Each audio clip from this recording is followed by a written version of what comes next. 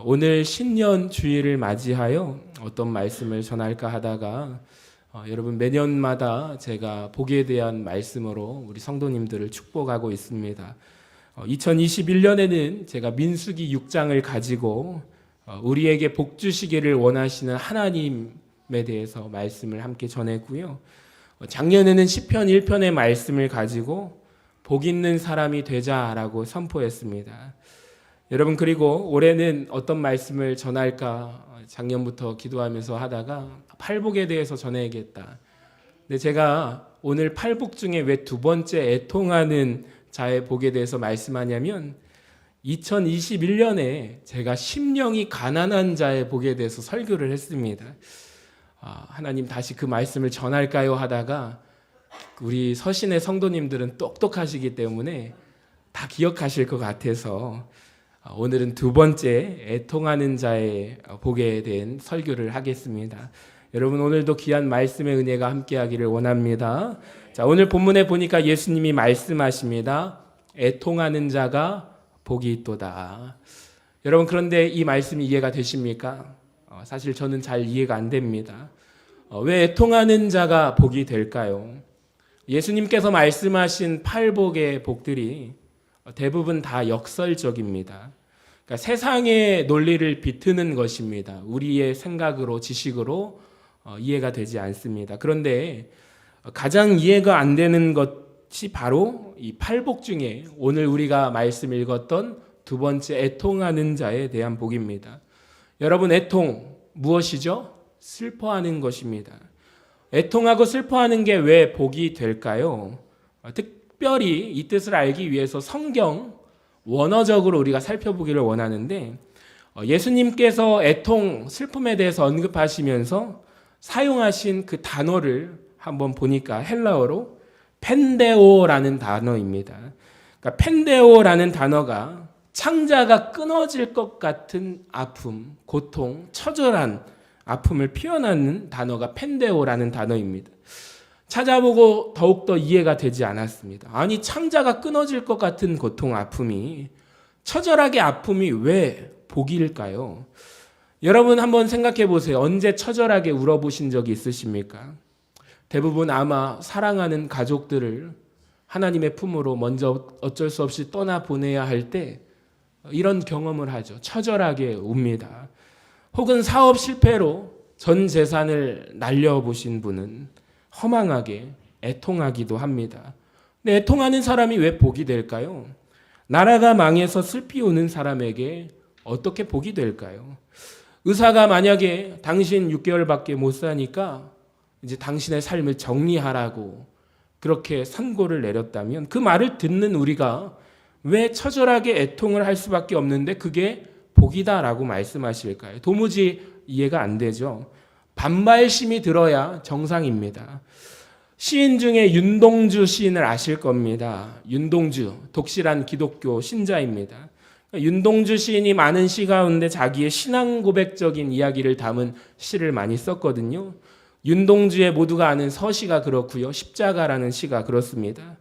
근데 윤동주 시인조차도 예수님이 말씀하신 이 팔복에 대한 말씀은 그분이 잘 납득되지 못했던 것 같아요. 그래서 예수님의 이 팔복 말씀에 정면으로 도전하는 시를 그가 남깁니다. 윤동주의 시, 그것도 제목도 똑같은 제목, 팔복이라는 시를 남겼습니다. 한번 보여주시기 바랍니다. 슬퍼하는 자는 복이 있나니, 슬퍼하는 자는 복이 있나니, 슬퍼하는 자는 복이 있나니, 이 말씀을 8번을 얘기한 다음에 저희가 뭐라고 되어 있죠? 영원히 슬플 것이요. 그러니까 예수님이 말씀하신 8가지의 복, 팔복 중에 두 번째, 애통하는 자, 슬퍼하는 자가 복이 있다고요? 예수님의 가르침에 나는 동의할 수 없습니다. 그래서 마지막을 뭐라고 결론 짓냐면 저희는 영원히 슬플 것이라고 윤동주 시인이 남겼습니다. 독실한 기독교인입니다. 나라를 잃을 슬픈 가운데 망연자실한 우리의 상황이 어떻게 복된 상황이냐고 납득할 수가 없어서 그가 시로 썼습니다. 고민했죠. 처절하게 고민했던 것 같습니다. 자필 원고가 있더라고요. 사진을 가져왔는데 한번 보여주시면 윤동주 시인이 실제로 썼던 시입니다. 팔복이라고 써놓고 슬퍼하는 자는 복이 있나니 8번을 무려 쓴 다음에 처음에는 저희가 슬플 것이요 썼다가 한번 좀 불경하게 느껴졌나 봐요. 그래서 다시 지워요. 한번 지우고 저희가 위로함을 받을 것이요 라고 썼다가 다시 지워요. 그리고 저희가 슬플 것이요. 나중에 보니까 영원히라는 말을 첨부합니다. 여러분, 윤동주 시인의 이 반발이 느껴지십니까? 공감이 가지 않습니까? 왜 애통이, 슬픔이, 고통이, 아픔이 복이 될 수 있다라는 말입니까? 그러니까 오늘 예수님께서 하신 이 말씀을 우리가 잘 이해하려면 성경이 말씀하고 있는 애통, 슬픔에 대해서 우리는 잘 이해해야 합니다. 여러분, 사실 모든 애통이 다 같지 않습니다. 그러니까 성경을 우리가 잘 읽어보면 성경은 2가지 종류의 애통, 2가지 종류의 슬픔에 대해서 구분하고 있어요. 자, 고린도서 7장 10절을 보시면 같이 읽어볼까요? 시작. 하나님의 뜻대로 하는 근심은 후회할 것이 없는 구원에 이르게 하는 회개를 이루는 것이요 세상 근심은 사망을 이루는 것이니라. 아멘. 사도 바울이 지금 2가지의 슬픔, 애통을 얘기하는데요. 첫 번째는 노란 글씨만 읽어볼까요? 시작. 하나님의 뜻대로 하는 근심. 2번째는 뭐죠? 세상 근심이 있다고 합니다. 그러니까 하나님의 뜻대로 하는 근심이 있고 세상 근심이 있는데 구원에 이르는 회개를 두지만 세상 근심은 어떻습니까? 그렇지가 않대요. 그러면 하나님의 뜻대로 하는 근심이 어떤 근심이냐? 11절을 한번 보세요. 그 근심은 우리를 간절하게 만드는 근심이래요. 하나님의 뜻대로 하는 근심은 우리를 변증시키고 우리를 진리에 대해서 변증하게끔 하는 마음을 막 준대요.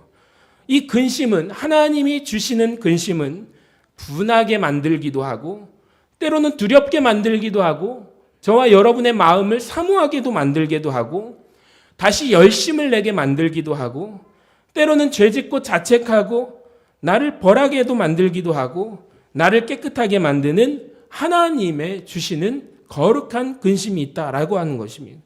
여러분, 근심이라고 번역하니까 사실 마음에 잘 와닿지 않잖아요. 이거 슬픔입니다. 애통입니다. 그래서 영어 성경에 보면은 이렇게 되어 있습니다. 고린도서 7장 10절을 영어 성경으로 보면 하나님이 주시는 슬픔, 하나님이 주시는 애통이 있어요. 그리고 세상적인 슬픔, 세상적인 아픔이 있습니다. 여러분, 하나님이 주시는 아픔이 있고 세상이 주는 아픔이 있대요. 자, 11절을 보세요. 더 읽어볼까요? 영어 성경에 보면은 이해가 되십니까? 제가 한번 읽어드릴게요. 하나님이 주시는 슬픔은 우리 마음속에, 저와 여러분의 마음속에 다음과 같은 것들을 불러일으킨대요. 어떤 거냐면 아주 진지함을, 열정을 준대요. 어떤 열정을 주냐면 내가 내 자신을 깨끗하게 성결하게 살아야 하겠구나. 그리고 내 자신을 보면서 분노가 임해요. 내가 왜 예수 믿는다고 하면서 이렇게 똑같은 죄를 지으며 이렇게 어떻게 반복적으로 죄를 지으며 살아갈 수 있지? 내 자신을 보면서 화가 나는 거예요. 놀라게 되는 거예요. 내 속에 있는 죄성을 바라보고 놀라게 돼요. 갈망하게 되고 걱정하게 되고 준비하게 돼요. 여러분, 신년 기도회를 맞이하여 많은 분들이 기도회 자리로 오셨는데 이런 마음이 드는 거죠. 하나님이 뜻대로 주시는 여러분 슬픔, 애통입니다. 내가 앞으로 맞이하게 될 하나님의 심판대를 생각하면 두려워져요. 그 앞에 설 준비를 하게 만들어집니다. 이해가 되십니까? 이게 하나님께서 주시는 근심이고 애통이라는 거예요. 여러분 잘 보세요. 세상에 2가지 종류의 애통이 있대요. 하나님이 주시는 슬픔이 있고 세상적인 슬픔이 있어요. 한번 생각해 봅시다. 질문을 해봅니다. 내가 사업에 실패했어요. 내가 만나던 연인과 헤어졌어요. 실연을 당해서 목 놓아 울 수도 있겠죠. 그런데 이것은 하나님이 주시는 슬픔이 아니에요. 세상적인 슬픔이라는 거예요. 그러니까 오늘 예수님이 말씀하시는 위로를 받을 복은요, 그런 슬픔이 아니다라는 거예요. 그러니까 하나님께서 우리 마음에 감각을 주셔서 우리로 하여금 내 자신을 발견하고 놀라게 만들고 내 자신을 바라보면서 깨닫게 만들고 내가 이렇게 살면 안 되겠구나라는 회개가 터져 나온다라는 거예요. 두렵게 만들고 열심을 내게 만들고 사모하게 만드는 나의 죄를 향한 애통의 마음, 여러분 이 하나님의 애통의 마음이 우리 모두에게 임하기를 주님의 이름으로 간절히 축원합니다. 이 바라기는 올 한 해 저는 2024년에 이런 애통의 마음이 우리 모든 성도들에게 임하기를 원합니다. 그러니까 내가 믿는다고 하면서 내가 이렇게 뻔뻔하게 매 주일마다 주님 앞에 나와서 예배를 드리는데, 혹은 나는 직분을 받았는데 2023년 지난 한 해를 돌아보니 마치 개가 그 토한 것을 다시 먹듯이 똑같은 죄를 반복하고 있다라는 거죠. 그 죄악에서 내가 뒹굴고 있는 거죠. 그렇다면 오호라, 나는 곤고한 자로다. 그 애통이 다시 한번 우리에게 임해야 할 줄로 믿습니다. 그게 축복이다라는 거예요. 여러분, 그 애통이 있는 자가 복되다라는 것입니다. 여러분, 이 애통하는 자에게 어떤 복이 있습니까? 어떤 위로가 있습니까? 너희가 위로를 받을 것이요 라는 이 헬라어로 파라칼레오라는 뜻입니다. 자, 한번 보여주시면 어디에서 많이 본 좀 어원 같지 않습니까? 따라합시다. 파라클레토스. 파라클레토스가 뭐냐면 보혜사, 성령님, 많이 들어보셨죠? 그러니까 이 파라클레토스가 여기에서 나온 거예요. 이 단어에서 온 거예요. 파라는 누구누구 곁에, 누구누구 옆에, 칼레오는 부르다라는 거예요. 그러니까 애통하는 자에게 어떤 복이 있냐면, 자기의 죄를 바라보면서 애통하고 근심하고 탄식하면 어떤 복이 있어요? 하나님께서 자기의 곁에 불러주신다라는 것입니다. 할렐루야.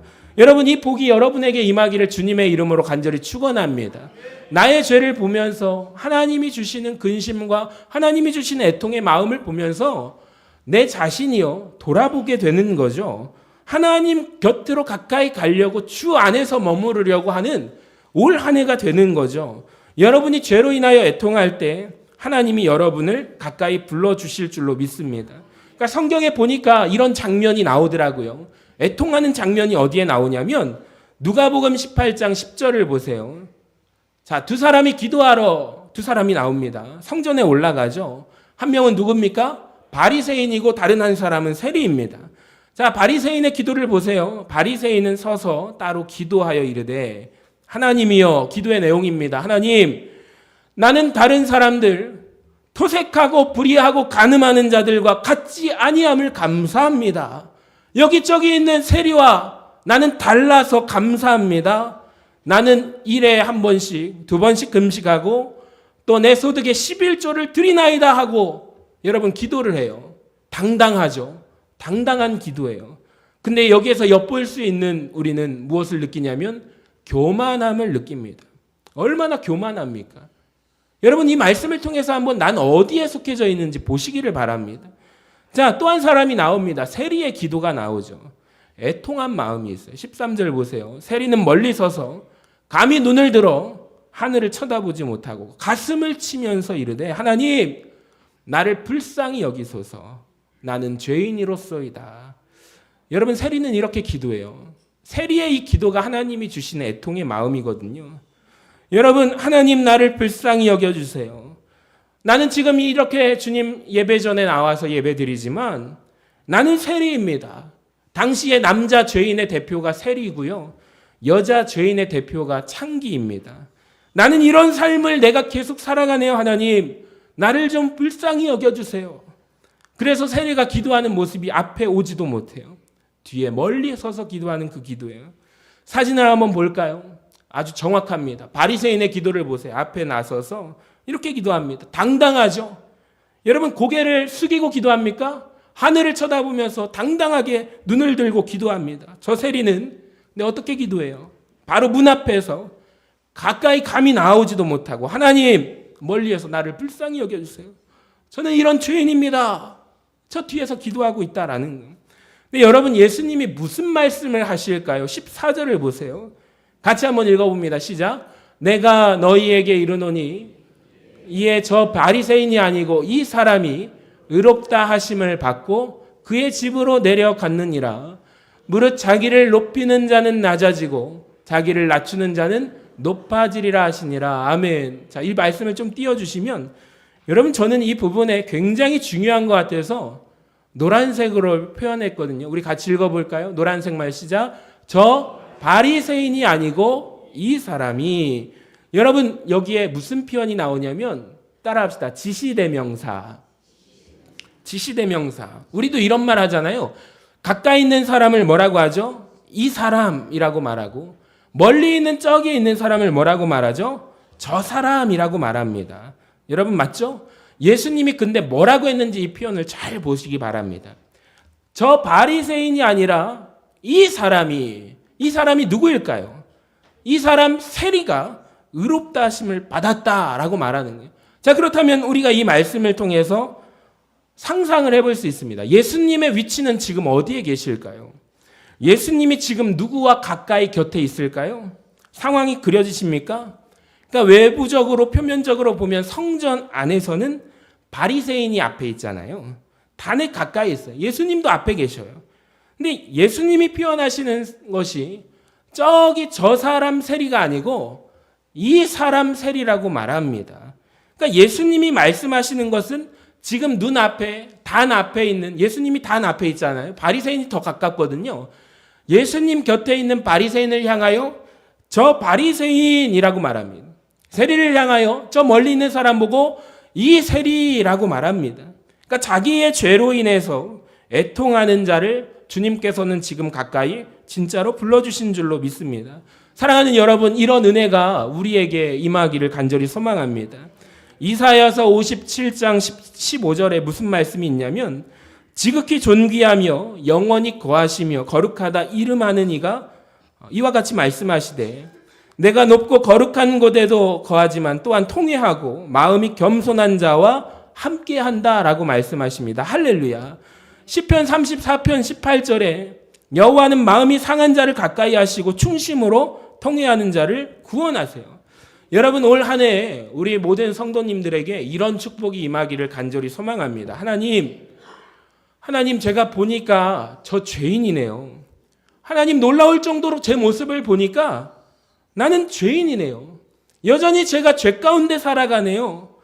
예배는 드리지만 말씀은 듣지만 하나님 뜻대로 살아가지 못하는 저를 불쌍히 여겨 주시옵소서. 여러분, 이 고백이 우리에게 임하기를 원합니다. 여러분, 그때 여러분을 하나님께서 가까이 불러주실 줄로 믿습니다. 여러분, 성경에 보니까 그런 예가 많은데 특별히 한 사람을 소개한다면 다윗이 있더라고요. 다윗이 왕이었을 때 정욕에 사로잡힙니다. 밧세바를 범합니다. 죄책감 없이 그가 살아갑니다. 근데 어느 날 하나님께서 예비하시죠. 누구를 보내세요? 선지자 중에 나단 선지자를 보내십니다. 책망하게 하시죠. 당신이 바로 그 사람이라고 말합니다. 그때 그에게 하나님께서 주시는 애통한 마음이 임합니다. 자, 그가 성경에 따르면 침상이 눈물로 젖을 정도로 하나님 앞에 회개합니다. 여러분, 그 하나님 주시는 애통이 임하는 거죠. 나를 불쌍히 여겨주시라고. 그러면서 다윗이 시편 51편을 쓰잖아요. 11절에.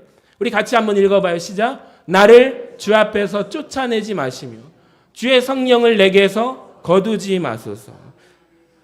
하나님, 나를 쫓아내지 말아 주시옵소서. 주의 성령에서 거두지 말라고. 여러분, 그러니까 죄를 짓게 되면 우리는 누구와 멀어져요? 하나님과 멀어지게 되어 있어요. 그가 애통하며 회개합니다.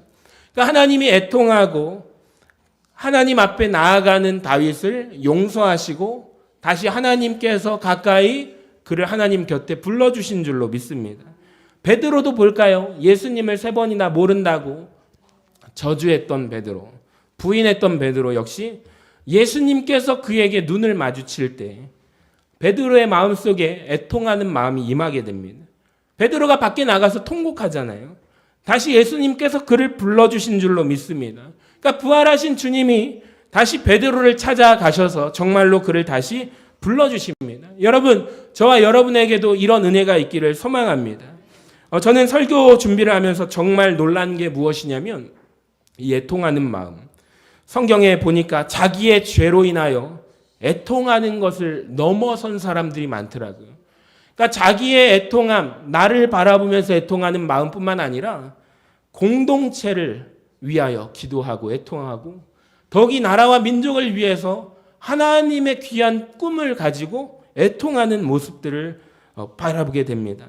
이 세상 살아가는 사람들의 모습, 하나님을 떠난 사람들의 모습, 애통하는 사람들이 나오더라고요. 시편 119편을 한번 같이 읽어볼까요? 시편 기자가 이렇게 고백하죠. 시작.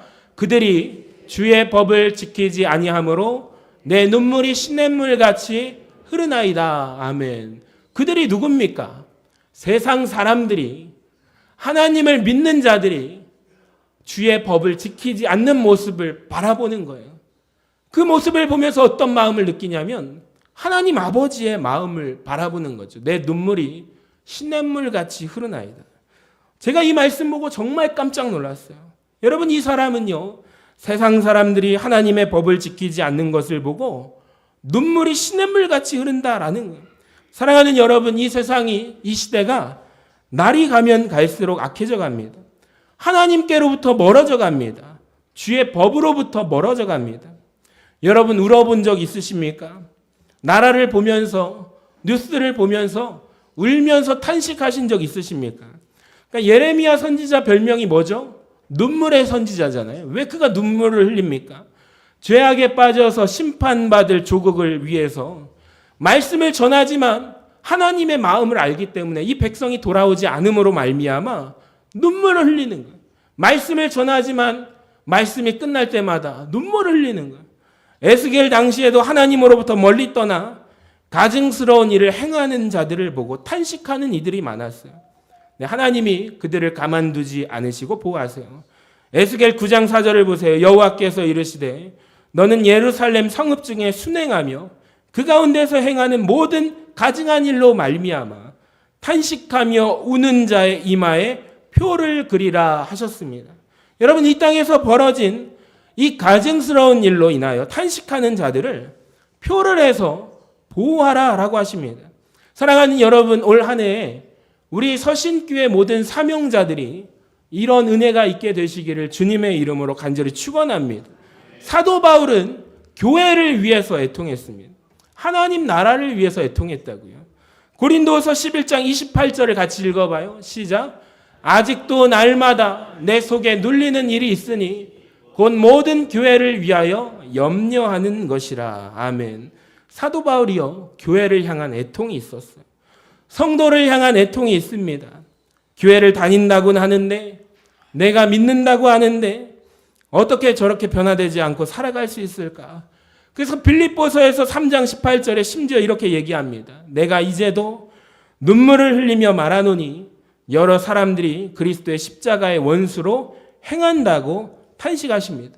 주님도 말씀하시죠. 예루살렘아 예루살렘아 너희가 보내는 선지자들마다 너희가 돌로 쳐 죽이는도다. 탄식하십니다. 사랑하는 여러분, 올 한 해, 올 새해를 맞이하는 우리에게 나의 죄로 인한 애통을 넘어서시기를 바랍니다. 여러분, 부디 교회를 위해서 울며 기도하시기를 바랍니다. 그러니까 우리 직분자들이 교회가 하는 것과 별개로 다뤄 나가는 경우가 있어요. 근데 전 그 모습을 보면서 참 너무 마음이 아프더라고요. 그러니까 교회가 여러분의 신앙을 위해서 기도하자라고 강단에서 담임 목사가 선포를 해도 모이지를 않더라고요. 하나님, 제 마음속에 거룩한 두려움이 있는데요.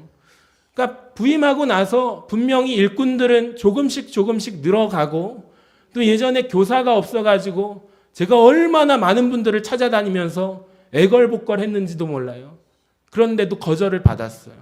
그러면서 이제 교사들을 지금 올해 보니까 작년보다는 올 한 해 훨씬 나은데 그럼에도 불구하고 일꾼을 세워야 하는데 하나님의 마음이 너무나도 느껴집니다. 앞으로 이 교회가 어떻게 가게 될 것입니까? 정말로 주님을 위해서 눈물 짓고 기도하는 자리에 나와서 직분자들이 눈물 쏟아서 기도해야 할 때 다들 영적으로 잠들어 있는 거예요. 제가 강단에서 아무리 목 놓아 터져 외쳐도 따라오는 사람이 한 사람이라도 변화가 있으면 좋겠지만 제가 그 마음이 막 너무나도 이번 주 한 주간 동안에 하나님 일꾼을 세워야 하는데요. 하나님 일꾼을 세워야 되는데 어떻게 합니까? 라는 탄식이 굉장히 제 마음 가운데 있는 거예요. 여러분 한번 생각해 보세요. 그러니까 담임 목사가 교회 대표잖아요. 교인의 대표는 장로님입니다. 그러니까 직분자들을 세웠는데 예를 들어서 장로님이 11조 생활을 안 하시는 장로님이 선출이 됐다고 생각해 보세요. 얼마나 깜짝 놀랄 일입니까? 그리고 여러분 권사님이 돼서 기도의 자리에 한 번도 안 나오시는 분이 권사님이 됐다고 생각해 보세요. 군대 계급장입니까, 직급이? 그러니까 저는 그걸 어려서부터 많이 봤어요. 내가 그 직분을 원하고 원했지만 결국에 제가 말씀드렸잖아요. 면류관이라고요. 직분의 무게 감당하지 못해서 깔려버린다고요. 여러분을 영적인 군사로 세우셔야죠. 교회가 기도하자고 할 때 기도하는 사람들을 세워야지. 교회를 위해서 눈물 쏟고 기도할 사람을 세워야지. 여러분 인기 투표로 진행하는 거 아니잖아요. 그렇게 했다가 교회 문 닫게 되는 거잖아요. 앞으로 다음 세대들은 줄어든다는데 여러분 초등학교만 가도 예전에 우리 교회 학교가 600명 모였다는데 언제까지 그 얘기를 자랑 삼아 박물관처럼 우리가 얘기할 겁니까? 저는 올해 90주년을 맞이했습니다. 정말로 작년 연말부터 이제 다음 주에 제가 발표를 할 건데요. 교회가 원하는 가이드라인에 여러분 따라오셔서 일꾼들로 세움받기를 바랍니다. 만약에 그 따라오지 않으신다면 일꾼으로 선출이 되어도 그걸 자세히 안내를 드릴 거예요.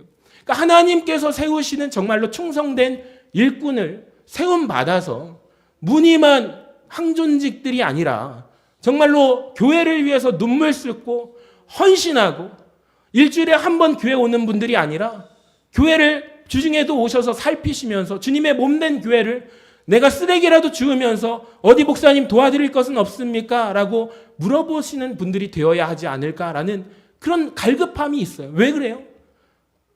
제가 그런 마음이 안 든다면 얘기를 안 해도 돼요? 편안하게 목회하면 돼요. 근데 저는 그 마지막 때 심판 때 왜 너 이 목사야 훈련 안 시켰냐고, 왜 교인들 신앙생활을 왜 이끌어가지 않았느냐고 책망받게 될 것이기 때문에 이 자리가 심판받는 자리이기 때문에 제가 간곡히 부탁을 드리는 거예요. 사랑하는 여러분, 정말로 변화되는 한 해가 되시기를 바랍니다. 올 2024년 첫 단추를 잘 꿰야 되는데요. 주일 3부 예배를 보면은 정말로 일꾼들을 세운다고 작년에 처음에 많이 모이시더라고요. 결국에 다 똑같아요. 오시는 할머니 권사님들, 우리 어르신들만 다 있어요. 다 떠나갔어요. 그리고 뭐라고 하시냐면 목사님 새로운 게 없네요 라고 얘기를 하시더라고요. 새로운 게 있어야 주일 3부 나오십니까? 여러분 일꾼들이 드리는 예배잖아요. 그리고 그분들이 얘기하시는 거예요. 과거에 젖어서 서신교회가 예전에 이렇게 좋았었는데 들어보면 20년 전 30년 전 이야기. 여러분 그때 좋으셨지만 지금은 어떠신데요? 지금도 여전히 여러분을 향하여 하나님이 부르시고 계시고 변화되기를 원하시고 신앙의 성장이 있기를 원하십니다. 그런 눈물 쏟아서 기도할 수 있는 교회를 위한 일꾼을 세우기를 제가 기도하고 있어요. 그 마음을 아시고 여러분 함께 중보 기도해 주시기를 바랍니다. 여러분 이 탄식과 애통이 우리 교회가 임하기를 원하고 유한진 시인이라는 분이 시가 있어요. 키라는 시인데요. 참 마음에 울림이 있습니다. 부끄럽게도 여태껏 나는 자신만을 위하여 울어왔습니다. 아직도 가장 아픈 속 울음은 언제나 나 자신을 위하여 터져 나오니 얼마나 더 나이를 먹어야 마음은 자라고 마음의 키가 얼마나 자라야 남의 목도 울게 될까요? 삶이 아파 서러운 날에도 나 외에 볼 수 없는 눈, 삶이 기뻐 웃는 때에도 내 웃음소리만 들리는 귀, 내 마음이 난장이인 줄 미처 몰랐습니다. 부끄럽고 부끄럽습니다. 여러분 그러니까 우리의 신앙생활이 나만을 위한 우는 신앙을 넘어서기를 바랍니다. 교회를 위해서 제발 눈물 쏟고 기도해 주시기를 바랍니다. 이 땅을 위하여 그리스도인들이 애통하며 정말로 회개하는 역사가 임하기를 원합니다. 마지막으로 한 가지 더 말씀드릴게요. 오늘 본문에 애통하는 자가 복이 있대요. 왜요? 위로를 받게 될 것이기 때문에. 자, 그렇다면 이 말을 이렇게 표현할 수 있겠네요. 애통하는 자가 복이 있는 이유는 위로를 주시는 분이 있기 때문이다 라는 것입니다. 여러분 위로를 주시는 분이 누구죠? 고린도서 1장 3절에 보니까 하나님께서 위로를 주신다라는 것입니다. 아멘 하시기를 바랍니다. 여러분 그러니까 우리가 애통할 때요. 사람이 위로를 주지 못해요. 사람에게 위로받으려고 우리가 찾아가지 마세요. 하나님만이 여러분에게 위로를 주시는 줄로 믿습니다. 그러니까 애통하는 자가 복받는 것을 제가 묵상하면서 공식이 발견했는데 복받으려면 하나님과의 소통이 있어야 됩니다. 애통해서 하나님과 소통하는 자리로 나아가면 따라합시다. 형통의 복을 받게 된다라는 거예요. 그러니까 애통이 자동적으로 형통이 되지 않아요. 하나님과 소통하는 자에게 형통의 복이 임한다라는 거예요. 사무엘상 1장을 보면 한나라는 여인이 있습니다. 이 여인이 사람으로부터 위로받지 못해요. 남편에게도 위로받지 못해요. 나는 마음이 슬픈 여인이요 라고 말합니다. 근데 기도하고 있는데 엘리 대제사장도 그에게 위로 주지 못해요. 근데 이 여인은 지금 누구하고 소통하냐면 하나님과 소통을 해요. 뭐라고 말합니까? 나는 마음이 슬픈 여자라. 포도주나 독주를 마신 것이 아니요. 그 다음에 여호와 앞에 내 심정을 통한 것뿐이오니. 그러니까 누구하고 통하고 있어요? 하나님과 한나가 통하고 있다라는. 여러분 잘 기억하시기 바랍니다. 마음 아프고 슬프고 외로울 때, 괴로울 때 사람이 우리에게 위로를 못 줍니다. 내 남편이, 내 아내가, 내 자녀가 위로 주지 못합니다. 하나님 앞에 소통하시기를 바랍니다. 하나님 앞에 내 마음을 열어놓고 소통하시기를 바랍니다. 그때 세상이 줄 수 없는, 세상이 알 수 없는, 세상이 줄 수 없는 위로를 하늘로부터 내려주실 줄로 믿습니다. 사랑하는 여러분, 나만이 아니라 나만이 갈수록, 날이 갈수록 악해져가는 이 세상을 향해서 애통하는 자, 눈물 뿌려 기도하는 자, 하나님과 소통할 때 그 애통이 변하여 형통의 자리가 될 줄로 믿습니다.